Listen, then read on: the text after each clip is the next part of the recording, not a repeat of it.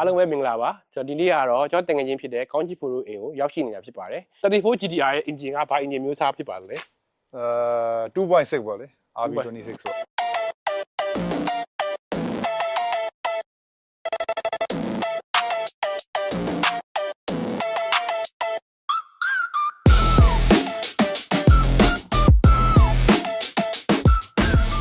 ငယ်ကတော့ကျွန်တော်အကုန်ပစ္စည်းတွေစိတ်တိုင်းကြရပြန်လဲတာပေါ့လေဒီ airbag ကော steering ကတော့မလဲတာဒီ airbag ပြန်လဲတာဒီတစိမ့်တွေဟိုဟောင်းနေမကြိုက်လို့ပေါ့လေ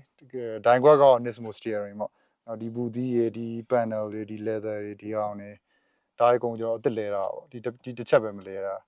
ဒီကောင်လည်းအစ်စ် MFD လည်းဟိုစာမပေါ်တော့လို့သူအဲ့ဒါအစ်စ်ပြန်လဲတာအဲ့ကောင်လေကျတော့ Nismo ကျတော့ဒီကောင် original ဒီကောင်မိုင်လီကီလိုမီတာ180တိပဲပြပါဒီကောင်ကကျတော့320ပေါ့ RPM ကလည်းဒီမှာဟိုသူ original ဆို10တိပါတာပေါ့ဒီကောင်အစ်စ်လဲလိုက်တော့1100အခုကမေးခွန်းနေမေးမှာပေါ့နော်ဒီ RPM ဘလောက်မှာဘလို့နင်းပြီးတော့ Gear 1ကနေ Gear 2ကိုဘလို့ change ကြမလဲပေါ့နော်ဒါ shift change တာကျွန်တော် tuning လုပ်ထားတော့အကုန်လုံး RPM ကိုကျွန်တော် Gear change တော့အမြင် Gear ချက်တိုင်းမှာ8000မှာ change တယ်ပေါ့လေ8000မှာပဲ cut လုပ်တာပေါ့သူ original လည်း red line က8000ပဲဆိုတော့ပေါ့လေ RPM 8000မှာ Gear change ပါပုံမှန်ပါအဲ့လိုမျိုးသူဒါ tuning နေပါလေ tuning လုပ်တာတော့အဲ့8100လောက်မှဆိုတော့ဟို fuel cut လုပ်တာပေါ့အဲ့အပေါ်ကြော်နင်းလို့မရအောင်ပေါ့လေအဲ့ဒါဘာကြောင့်ကြော်နင်းလို့မရလဲအဲ့လောက်ကြတော့သူ setup လုပ်ထားတဲ့ခါနဲ့ကြတော့နည်းနည်း engine အတွက်ဟို reliability မကောင်းဘူးပေါ့လေ8000ကျတော့ safe ဖြစ်တယ်ပေါ့အဲ့လောက်ကြတော့ကြာကြည့်ပြီးတော့အဲ့အလေကကိုဝဲဒီအလေက high quality ကိုရှင်းပြပေးပါဒီကတော့ MFD ပေါ့ဟို34 GTR မှာသူပါတဲ့ဟာပေါ့လေ69ခုနှစ်သူတို့စထုတ်တော့ MFD လို့ခေါ်တာပေါ့ multi function display ပေါ့ဒီကောင်ကကျတော့ကားရဲ့ turbo pressure turbo boost ဘယ်လောက်သွားနေလဲဆိုတော့ပြတာပေါ့လေဒီကောင်ကတော့ throttle ပေါ့ lever ဘယ်လောက်နေတာလဲအခုဆို7%လောက်နေတာတယ်သူတို့အပြည့်နေလိုက်100% ဖြစ်သွားတော့ဒီကောင်က injector ရဲ့ load လုပ်နေတဲ့ percentage ဒီကောင်က engine oil temperature သူကမပြသေးဘူးသူကဟို80အေးနေလို့ပေါ့80ကသူကစပြတာဆိုတော့အခုတော့မပြသေးဘူး water temperature အခု25ရှိရယ် exhaust temperature လည်းလိုပဲသူက80လောက်မှစပြတာ intake လည်းအဲ့လိုမျိုးပဲပေါ့ဒီကောင်ကတော့ဟို graph နဲ့ပြတာပေါ့ boost ဘယ်လောက်သွားနေလဲဆိုတော့ graph ရယ်ဒီကောင်ကဟို meter လေးပေါ့ဒီကောင်ရေးကြီးဆုံးမေးချင်တာတစ်ခုပေါ့နော်ဒီပြိုင်ကားတစ်စီးမှာပထမဆုံးကျွန်တော်တို့ပြိုင်ကားစဆင်တော့ဘယ်ဟာကိုစဆင်တင်တယ်ဆက်ချစ်စဆင်ဆိုကားအကုန်လုံးအကျဉ်းမြင့်သူ healthy ဖြစ်ပြီးကောင်းတယ်ဆိုရင်တော့လုံးဝ stock ဆိုရင်ပေါ့လေ intake ရင်လဲ exhaust ရင်လဲ exhaust လဲပေါ့ exhaust လဲရမယ် intake လဲရမယ် power ထွက်မယ် power ထွက်ပြီးဈေးလဲမစိုးဘူးပေါ့လေအသင့်တက်ပြီးတော့ power လဲထွက်မယ်ဟာပေါ့ tuning လဲသိမ့်မလို့မယ်ဟာပေါ့လေနော် intake လဲရမယ် exhaust manifold exhaust လဲရမယ်flower ညာပေါ့အဲ့လိုမျိုးပြီးသွားရင်ကိုအမြင်ပေါ့လေနော်အဲ့ဒါလဲပြီးရင်တော့အဲ့နောက်ပိုင်းဟာတွေကတော့လဲရမယ့်ဟာတွေကပစ္စည်းဘိုးတဲ့ tuning ဘိုးတွေနဲ့ပို့ရှုပ်သွားပါလေ injector တို့တာဘိုးလဲမယ်ဆိုရင်တော့ tuning လိုပါပြီလေဒီတိုင်းဖြုတ်လဲလို့မရဘူးအဲ့တော့နောက်တစ်ခါပါလဲအဲ့ဒီကနေတစ်ဆင့်ပါလဲမယ်ကျွန်တော်ဆိုရင်တော့တာဘိုးလဲတာပေါ့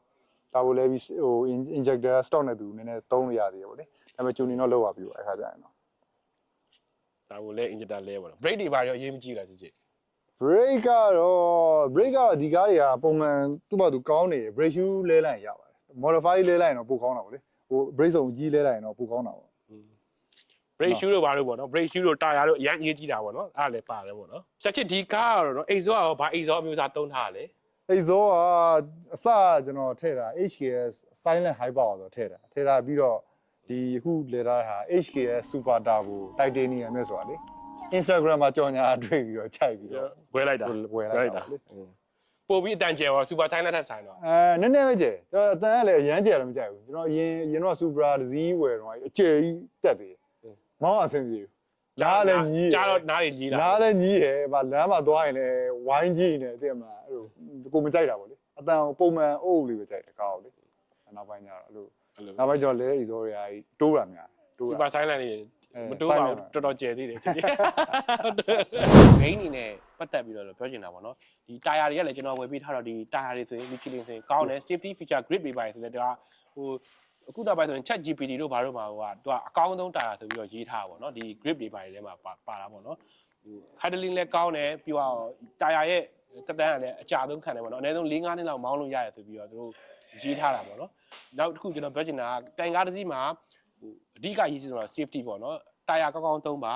နောက်ပြီးသွားလို့ရှိရင် brake ကောင်းကောင်းသုံးပါနောက်ပြီးသွား align ကောင်းကောင်းသုံးပါကျွန်တော် align ကောင်းကောင်းသုံးပါဆိုတော့ဘာလို့ပြောကျွန်တော်ကိုယ်တိုင်ကကျွန်တော် align ရမ်းချစ်တဲ့ကောင်ကျွန်တော်အိမ်မှာဆိုကျွန်တော် align တွေဝယ်စုတာအနည်းဆုံးကားတစ်စီးဝယ်ပြီဆိုကျွန်တော်မှာ align က50လောက်ရှိတယ်53လောက်ရှိတယ်ကျွန်တော်မတက်ဖဲနဲ့ကိုကျွန်တော်ထိုင်ပြီးကြည့်နေရရင်ကိုကျင်းတတ်နေတာတစ်ခါလေးကြားလို့ရှိရင်တစ်ခါလေးကြားလို့ရှိရင်တက်ပြီးတက်ရမှာနှမျောတာအဲ့လိုမျိုးဒီတိုင်းပဲ align တွေတက်ထားတာလေကားတက်ပြီးသွားလို့ရှိရင်အရန်တော်တော်လေးစီးရတာအရန်ပြင်းသွားပြီဆိုတော့ကျွန်တော်တခြား align တော့ဆိုကျွန်တော်ကောက်နေလိုက်တာပေါ့နော်ပြီးသွားလို့ရှိရင်ကျွန်တော်မှဒါရှိဆိုတော့နှမျောတဲ့စိတ်ရှိတယ်ကျွန်တော်တက်ပြီးရဲ့ align ကိုကျွန်တော်မှကျွန်တော်အိမ်ထဲမှာတင်ထားကျွန်တော်အဲ့လိုမျိုးပြန်ပြီးတော့ရောင်းရပါတယ်ကျွန်တော်နှမျောပေါ့နော်ဒီကားထဲမှာတက်ထားတဲ့ align ဆိုရင်လည်းဒါ BBS ပေါ့နော်ကျွန်တော်တို့ align ကြိုက်တယ်ချစ်တဲ့သူတော်တော်များဒီ align ဆိုရင်တော်တော်လေးကိုဘယ်လိုပြောမလဲအရန်သဘောကျရတဲ့မှာပါတာပေါ့နော်ဒီ BBS က BMW လို့ဘာလို့မှတက်မယ်ဆိုတော့တော်တော်လှတယ်ဒီ34 GTR တို့ဟို33တို့32တို့မှာတက်မယ်ဆိုတော့တော်တော်လှတဲ့ align တွေမှာပါတာပေါ့နော်ဒီကားမှာထည့်ထားတော့ဒါရှေ့ကတော့6 port racing နောက်ကတော့4 port racing ဖြစ်ပါတယ်ဒီ endless brake တွေပေါ့နော်6 port နဲ့4 port ဘယ်လိုကွာသွားလဲဆိုတော့နည်းနည်းလေးပို့ပြီးတော့ site ကပို့ပြီးတော့ကြီးသွားတာပေါ့နော်6 port ဆိုရင်နည်းနည်းပို့ပြီးတော့ကြီးတယ်4 port ဆိုရင်တော့4 port လောက်ပဲဟို size ကရှိရပေါ့နော်အဲ့လိုအခုတော့ဟိုဒီပြောထားတဲ့အတိုင်းပဲပေါ့နော်ဟိုတာယာတွေဝယ်ပေးတဲ့အတွက်34 GTR ကိုကျွန်တော်ပေးမောင်းမှာဖြစ်ပါတယ်သူလည်းအခုဆရာရှိကလည်းမောင်းမှာပေါ့နော်ကျွန်တော်တို့ညဘက်တောင်းမောင်းညမှာဖြစ်ပါတယ်โอเคကျွန်တော်လည်းလိုက်ကြည့်အောင် let's go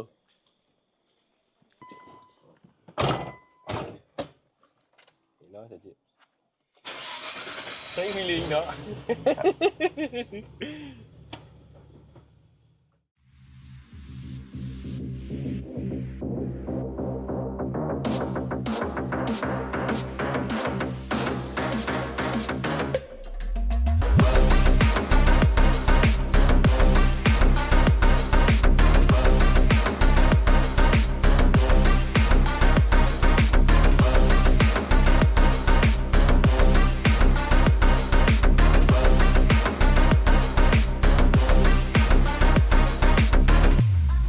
34 GTR ပေါ့နော်ဒီဟာတော့ rare ဖြစ်တယ်ဒီကမ္ဘာလုံးမှာဒီဟာဈေးကြီးဆုံးကားပေါ့နော်ဒီလိုကားမျိုးကိုချက်ချစ်ကတော့အဲ့လိုမျိုး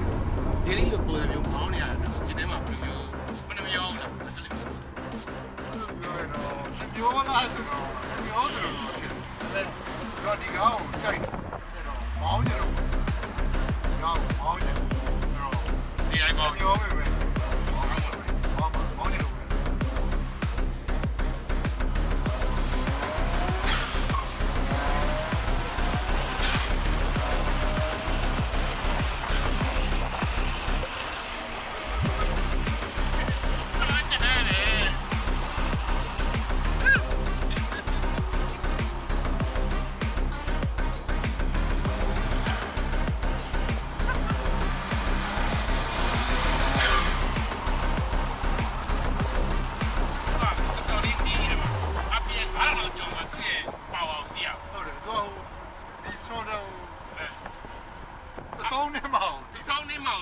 RPM 9လောက်ကျော်သွားတော့သူကသူ့ရဲ့ဒီ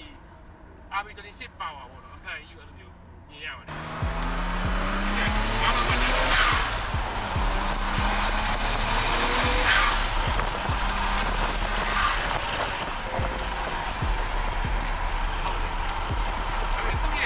ဒီ brake response ပေါ့နော်စောက်ရမ်းမိုက်တယ်အဲ့ဒါဒီဘိုင်လို့ထင်တော့တကယ်ကြီးမိုက်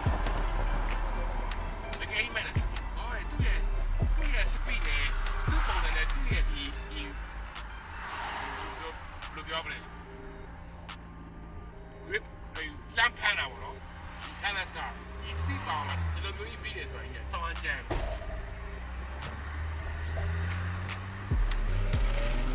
โอเคပါအခုတော့ကျွန်တော်ကောင်းချစ်ရဲ့ GTR 34ပေါ့နော်ခုန